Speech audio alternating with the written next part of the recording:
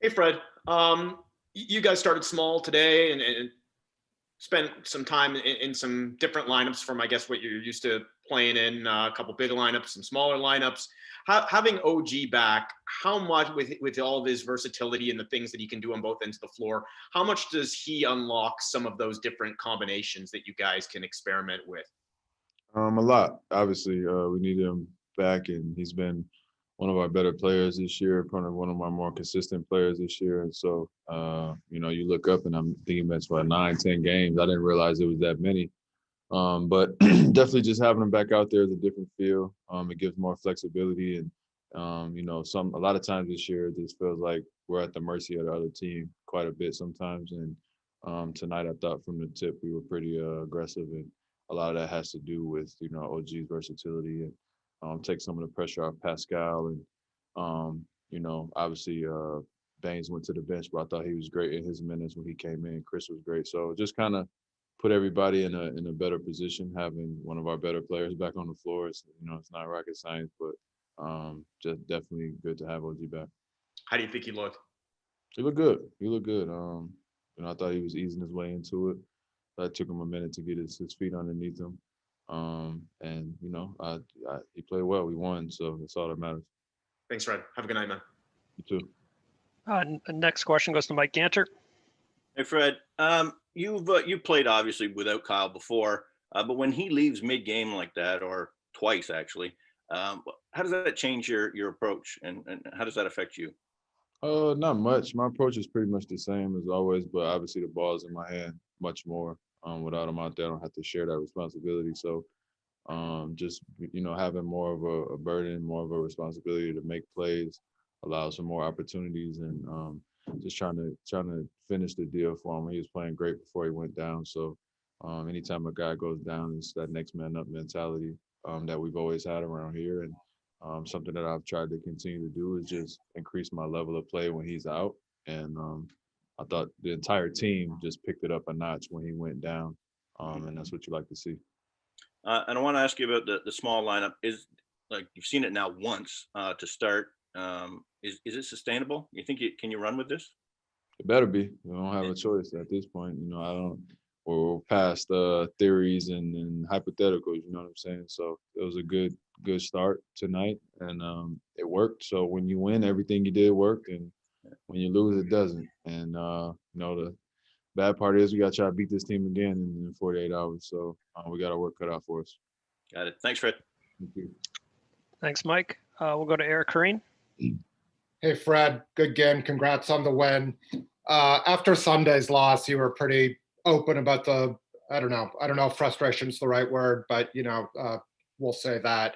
But the team you're playing tonight has now lost 4 in a row. Other than maybe 3 or 4 teams, there's not a lot of consistency throughout the league.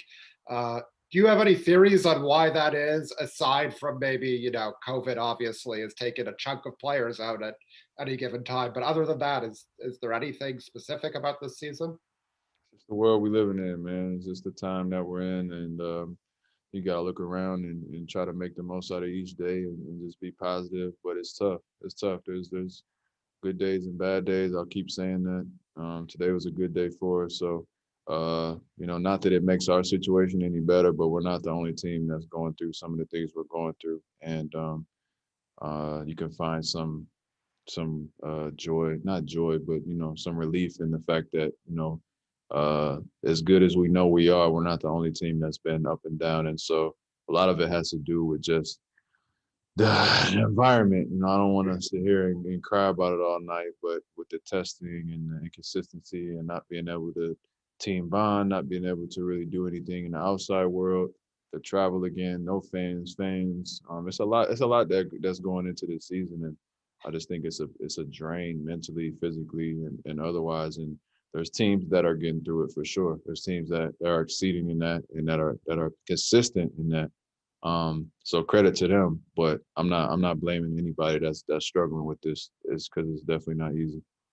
Do you, after a night like tonight, does it just you mentioned how good you think you are. Obviously your record isn't where you want to be. Does tonight sort of serve as validation of that belief?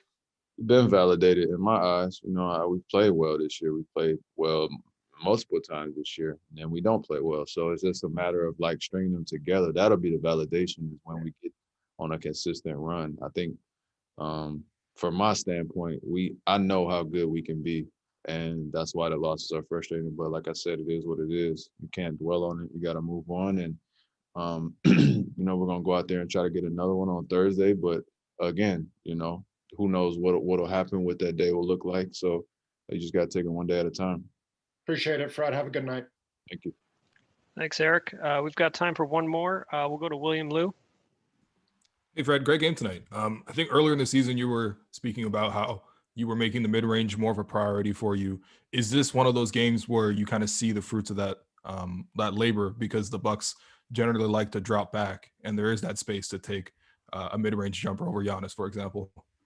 Yeah, it's you know, it's try to take it game by game, but definitely, like I said earlier, just having more in the toolbox and having that package available for nights like tonight when, you know, you can try to beat it, you know, your head against the wall because you know what they're going to give up. So you can keep driving and keep trying to get to the rim and keep kicking. But sometimes you just got to play basketball and take the best available shot. And I put the work in and I continue to work every single day. And so when that shot's available, I feel good about it. I think I've earned the trust of the coaching staff to be able to take that shot, and something I'll continue to look at. So just trying to take what the defense gives me. And it'll open up the floor a little bit more. They started to raise up a little bit. They don't really change what they do too much. You know, they're really good at what they do. So I got them to switch out of it a couple of times, and that's a win in my book. So you know, just continue to develop and keep getting better for sure.